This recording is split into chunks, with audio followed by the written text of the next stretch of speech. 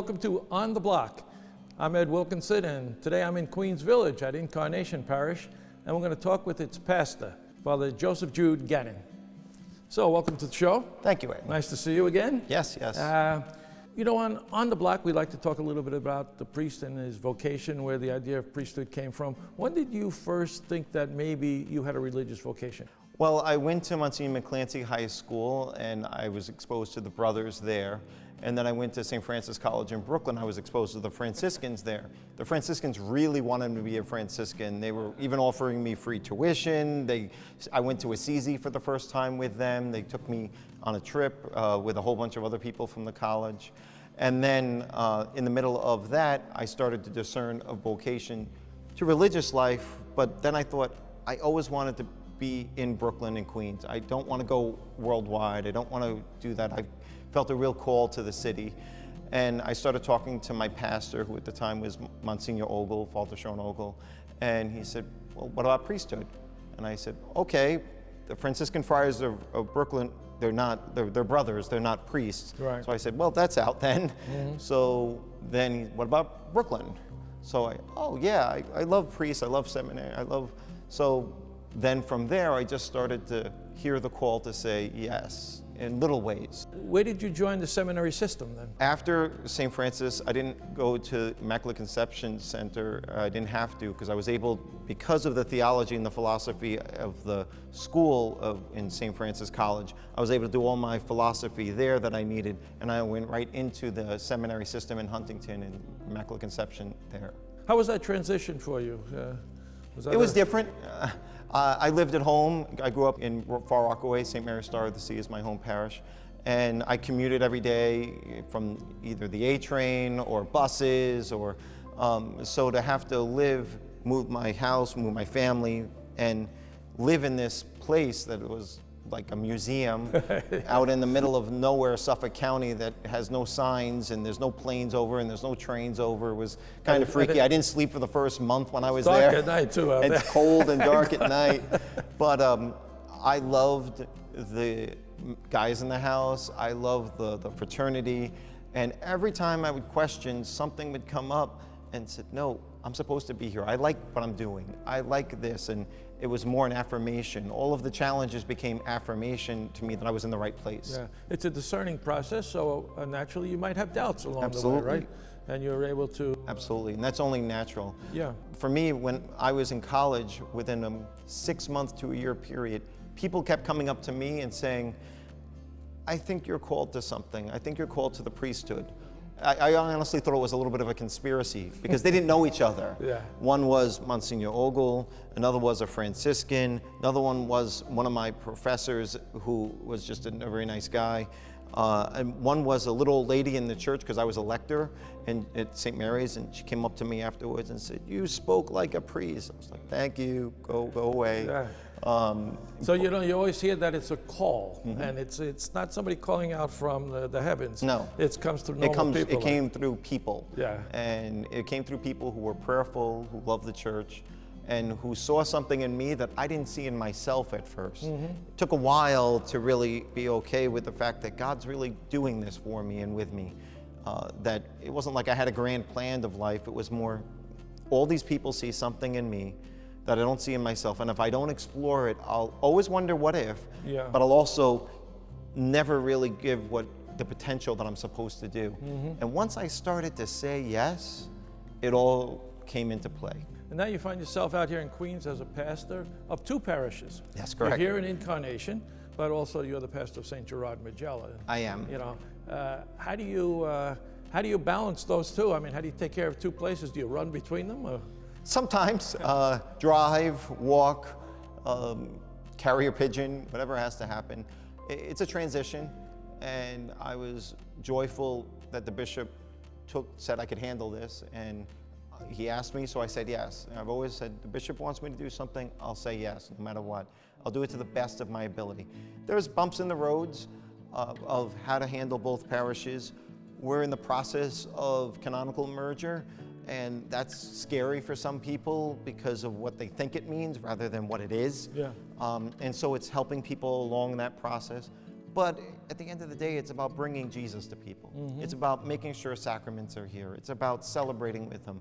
It's about teaching and sanctifying. And you could do that from any parish. Yeah. So a lot of it's administrative, how to handle this and move that, and a lot of behind the scenes things. Now you mentioned teaching. The school is here in Incarnation. That's right? correct. Incarnation Catholic Academy. That's correct. And does that serve a wider area than just Yes, this? I was always on the board for Incarnation Catholic Academy because it's an affiliated, St. Gerard's being next door is the affiliated school with it, along with Our Lady of Lourdes.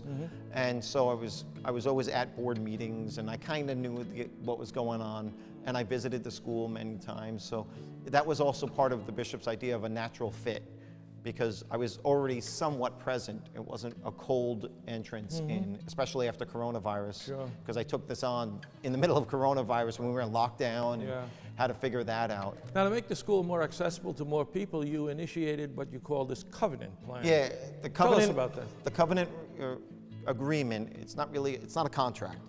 Covenant is a biblical understanding, a Catholic understanding of relationship.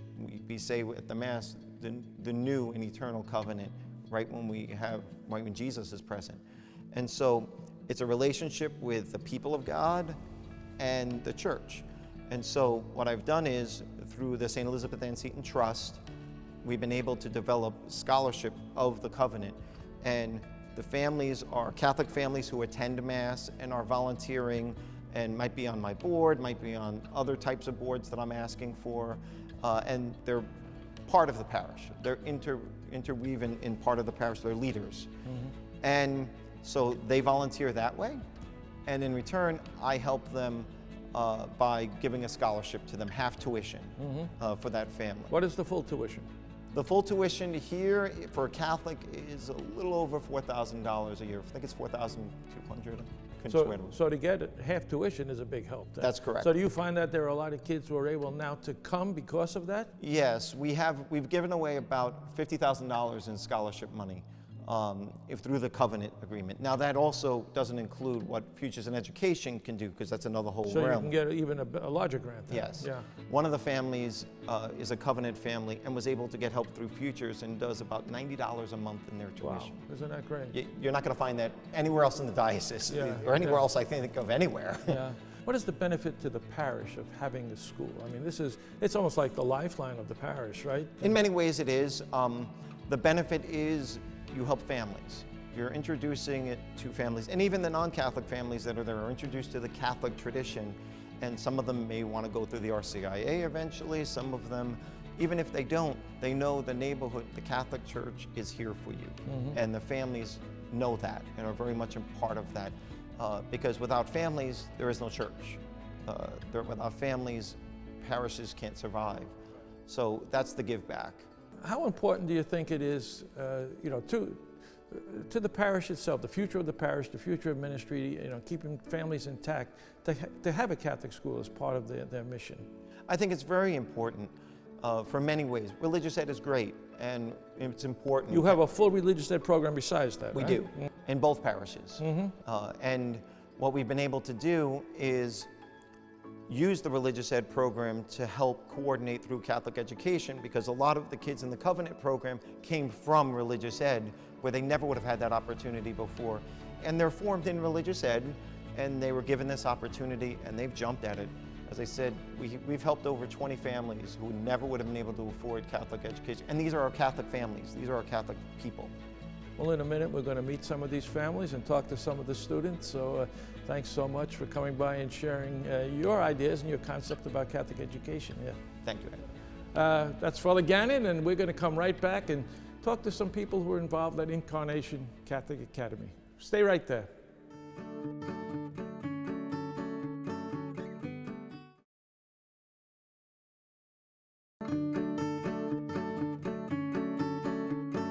Now we have with us parent Eric Gill, and he's brought along his children. His second grader son is named Isaac, and he goes to Incarnation Catholic Academy. And we also have Joseph sitting on his lap. Right, Joseph? Yes. Yes, okay. Eric, so tell me, why did you choose to send your child to Incarnation Catholic Academy?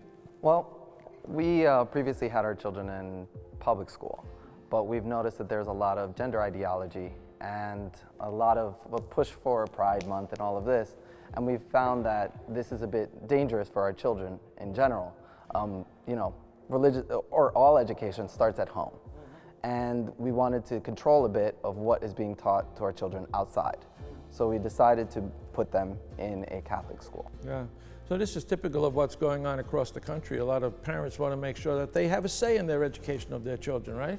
And it's important to you that they be raised as Catholics and get a Catholic education. Yes. Yeah. Because we're active Catholics. Yeah, you are active Catholics. My man, Isaac, What? what grade are you in?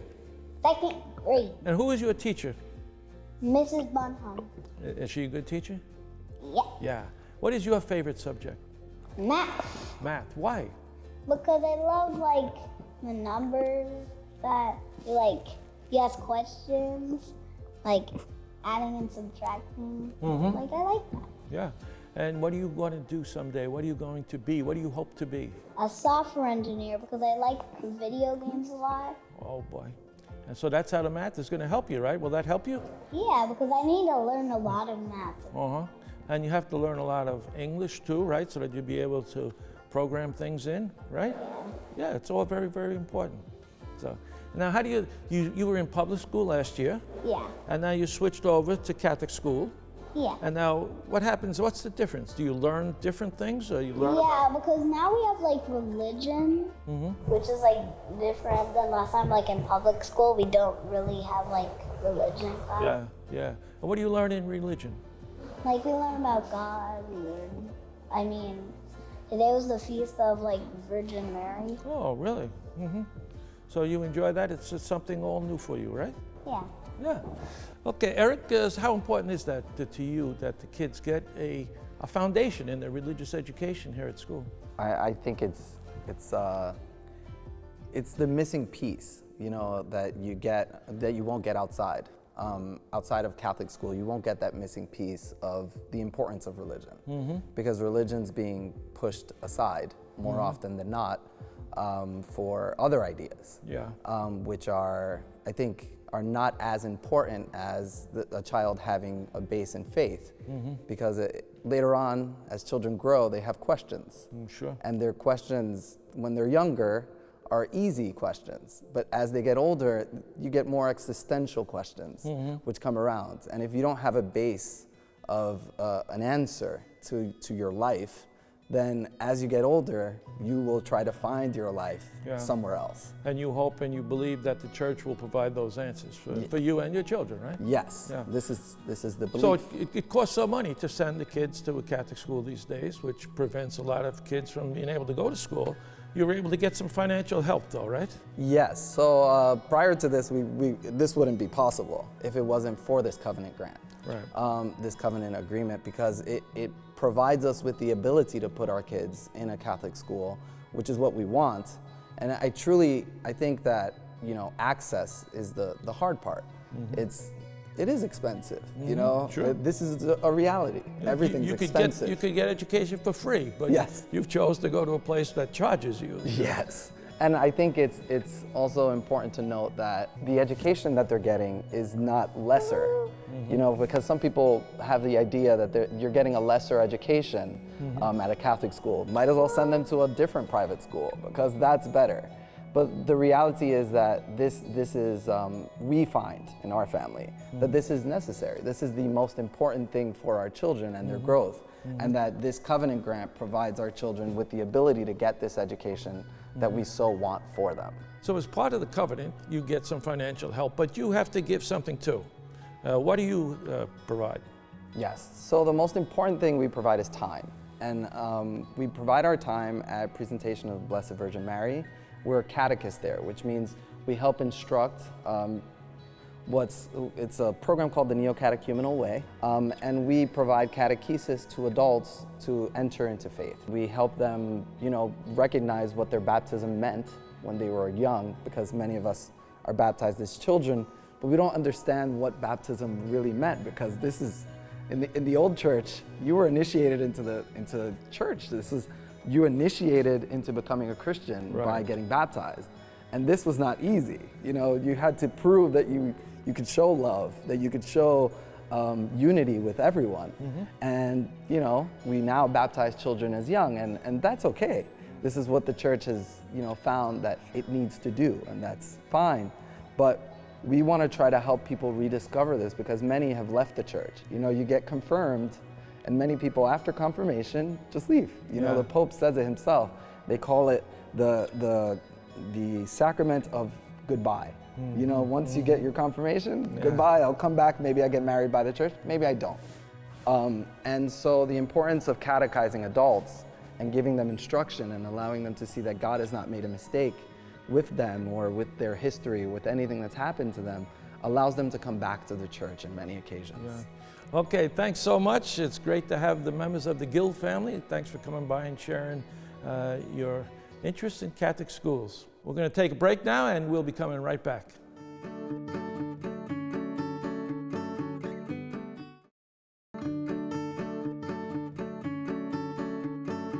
Thanks for sticking with us, and right now joining us is Mary Bellone. She's the principal here of Incarnation Catholic Academy in Queens Village. Mary, welcome to the show. Good afternoon. So, you've been here for how many years? This is my third year. But you're a long-time Catholic educator, aren't you? Yes, I've been working for the diocese for 34 years Okay. as a teacher. Yeah, and previously also a principal, right? Yes, Mary Queen of Heaven in Brooklyn. So how important do you think the Catholic school is to, not only to the parish, but to the community in general? As you know, like in Brooklyn and Queens, there's always been Catholic. We were identified as not where are you from, but what parish are you from? Exactly, yeah. And especially I noticed that in Brooklyn, it was never an address, it was what parish. So, and most of the time, a school was aligned with that parish. So I think it's something that even the new families coming in, it's a tradition that if they are not accustomed to it, they get very quickly accustomed to it, because many of the people from Brooklyn and Queens have stayed.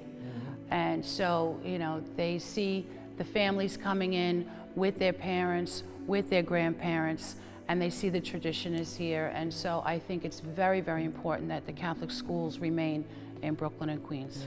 Yeah, the families we spoke to, they really talked about their love of getting the faith, and the parents were saying how important it is for them to pass on the faith. And that's an important part of the Catholic school, isn't it? It is, and they see by example. And you know, all of our teachers that work in the building, everyone that works in the building, are supposed to be role models for these students.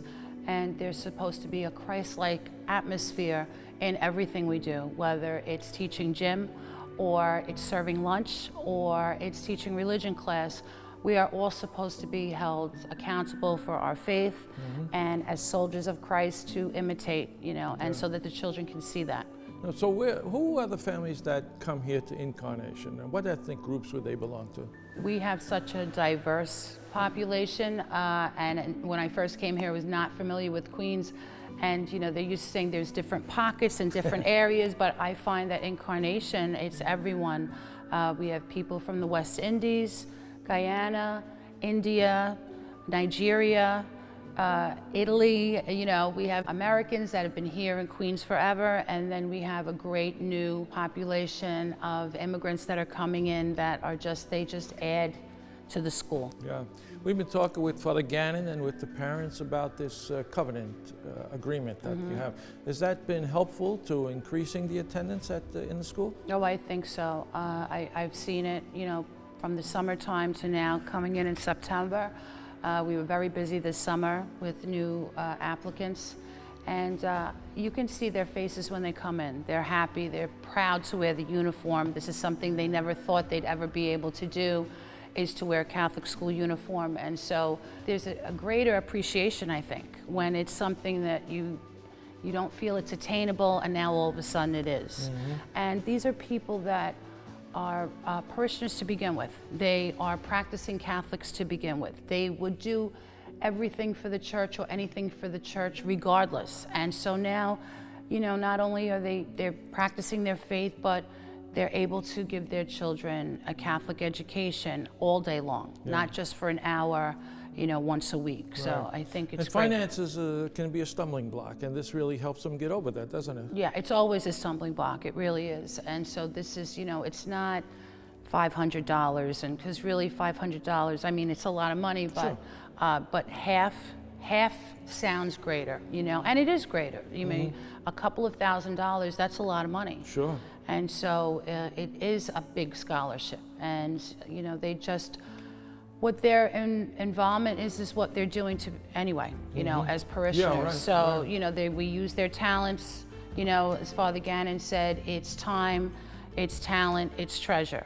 That's the covenant agreement. And so the time is the students giving their time, coming into school, working their very best.